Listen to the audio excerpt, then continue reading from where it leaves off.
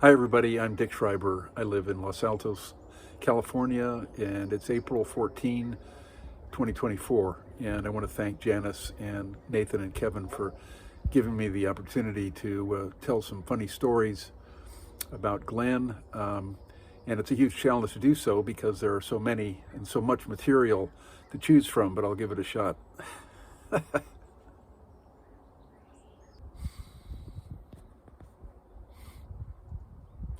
I first met Glenn in about 1974, back when dinosaurs roamed the earth.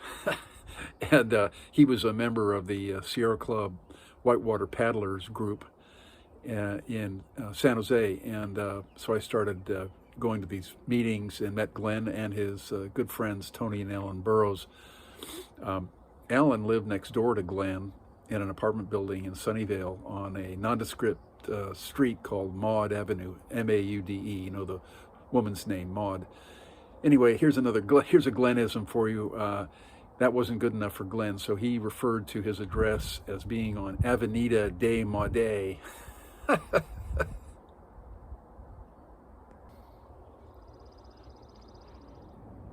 This paddling group consisted of about maybe 20 people, most of whom were single guys, mostly engineers from Silicon Valley.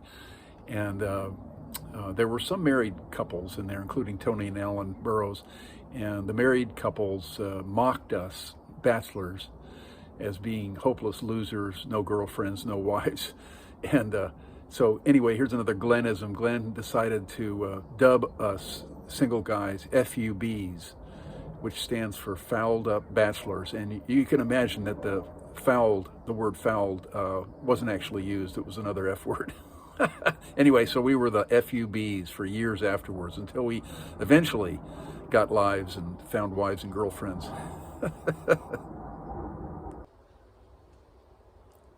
Glenn and I drove all over the West in his VW bus that was tricked out as a camper.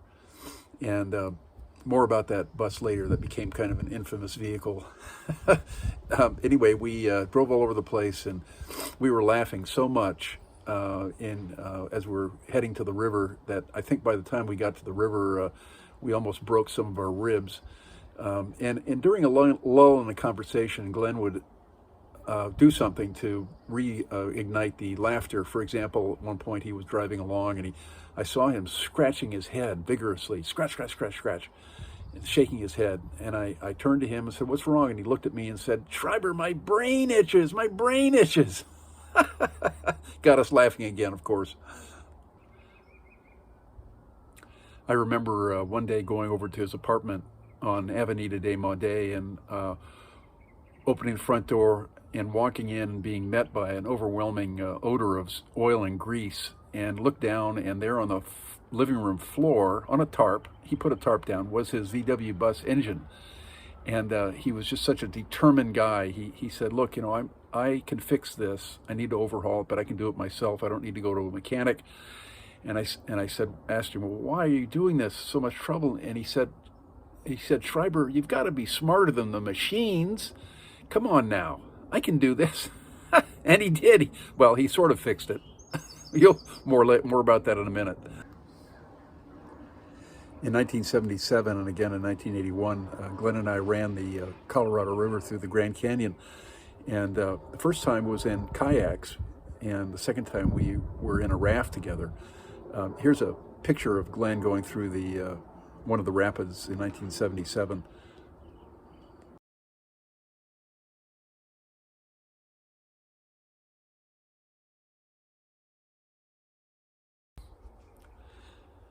Well, the ultimate story about Glenn and his VW camper bus happened when we decided to go out and run a river out in Colorado called the Yampa River. And there was a caravan of us going out there, about 4 or 5 cars. And Glenn's bus was among them. And we're driving along, and everything was fine. Glenn had just said he just finished fixing the engine again for the umpteenth time. And everything was fine until we started the big climb out of Salt Lake City on Highway 80, and his bus started smoking out the back. And so we got up to the summit, and he looked at me and said, "I can fix this." And so he pulled over onto the shoulder, and with all the other cars behind us, we all pulled over, and he jumped out of the car, got his tools, crawled under the bus, and disconnected the engine from the motor mounts, unbolted it, dropped it down on the pavement, and started fiddling with the engine with all these cars going by and 18-wheelers coming within 3 feet of us. And anyway, chaos ensued. We had to figure out how to get out to the river, so most of us, including Glenn, piled into the remaining cars, and Glenn arranged to have from a nearby gas station, have his bus towed down to Salt Lake. And after we did the Yampa River, he took a Greyhound back to Salt Lake, got his bus working again, and then met us later on the rivers out in Colorado that we planned to do.